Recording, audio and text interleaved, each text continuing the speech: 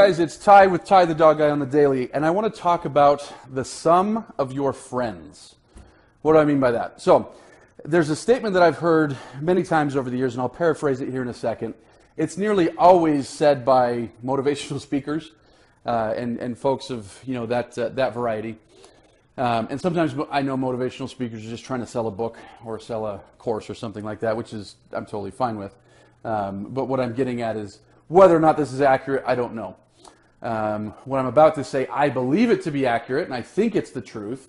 And I think it's the truth in most cases. Obviously, you can't be definitive on everything and give absolute statements, but I think it's the truth. And what that statement is what I've heard is that in life, your income, the amount of money that you earn, will be proportionate to the average of the 5 people that you choose to hang out with most. And so what that means is if you're hanging out with a lot of people that earn, if your 5 best friends that you hang out with the most earn $30,000 a year, you'll probably be around that, $30,000 a year. Or if the 5 people that you choose to hang out with most are earning $500,000 a year, you'll probably be somewhere around that.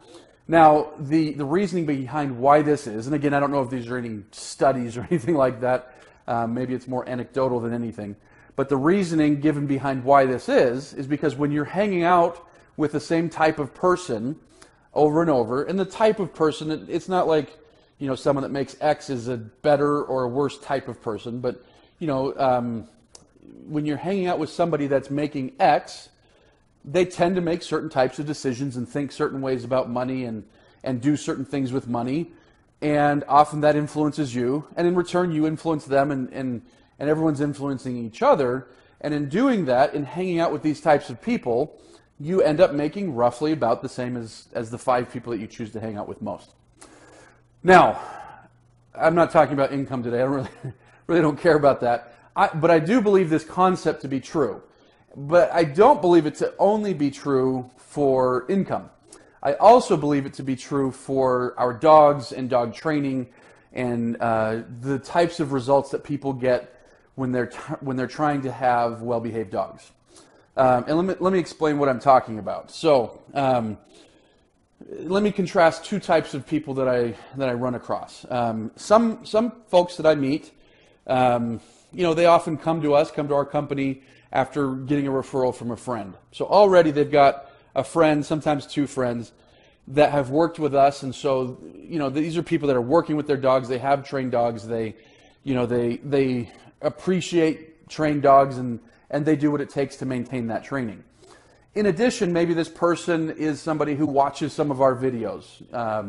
And so they're ensconcing themselves with more dog training information. And maybe they've got a few blogs that they like, and every now and then they read a dog training book, and every now and then they're going to watch a dog training video. So it's not like it's their huge hobby or passion, but they have a dog, they love their dog, and they want the best for their dog. And so this type of person, before they ever become our client, is somebody that has, chosen to expose themselves to the types of people that are working with their dogs and expecting good things from their dogs and things like that. So when we meet that person, often we have just a tremendous success with helping them really get some great results with their dogs because their mind is already in that mode on what can I do to help my dog? What can we do to make positive choices? What can we do?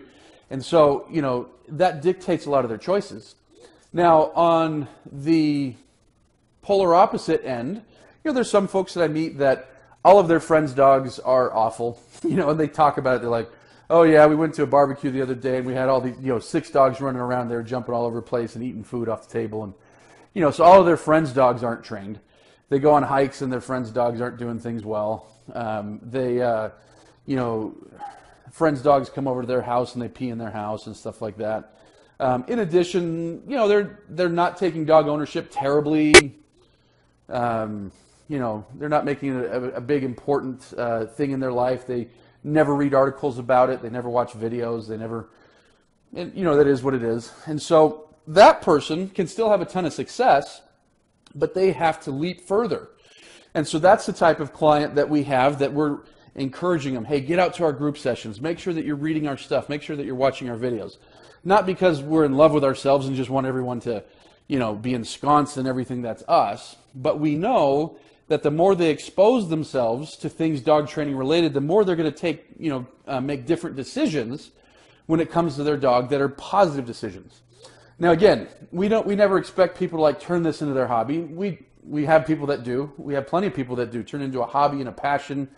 In fact, the last 3 people that we've hired, maybe 4 people. Anyways, the last several people that we've hired have actually been clients previously, and then we end up hiring them. So we have plenty of people that turn dogs into much more than just hey, it's fun dog ownership. But it's not that we expect that. But what I do find is that if you're going to have success as a dog owner in either getting your dog trained or maintaining your dog in training, you've got to get yourself around other people who do that. Now, that could be a lot of things. It could be a Facebook group that's your support group of people who train their dogs and do cool stuff. It could be, if you live close to us and you're one of our clients, get your butt out to our group sessions so that you can be around it. Even if not every session you get, tons of new things, but just being around it is often enough to help you make new choices and better choices. It could be, reading a book about dog training every now and then, watching a video about dog training every now and then. But your success is going to be dependent on putting your brain in a place and putting your body in a place where success happens. And that's around other people. And so figuratively, if your 5 closest friends in dog training, and again, maybe one of your friends is Facebook and another friend is reading a book and another friend is your friend down the street who you practice obedience with. Anyways, if your 5 closest friends in dog training are friends who are committed to making sure that their dogs are obedient and happy and well behaved, then it's pretty darn likely you're going to be that way. If your 5 closest friends, meaning you don't put out any effort to read, to watch videos, to do any, be around dog training, things like that, you're probably going to have less success. And so anyways, it's funny how these concepts work. But again, associating yourself and bathing yourself around these things, the people that are getting the results that you want to have, can be pretty important. So hopefully that makes sense, and get to training your dog.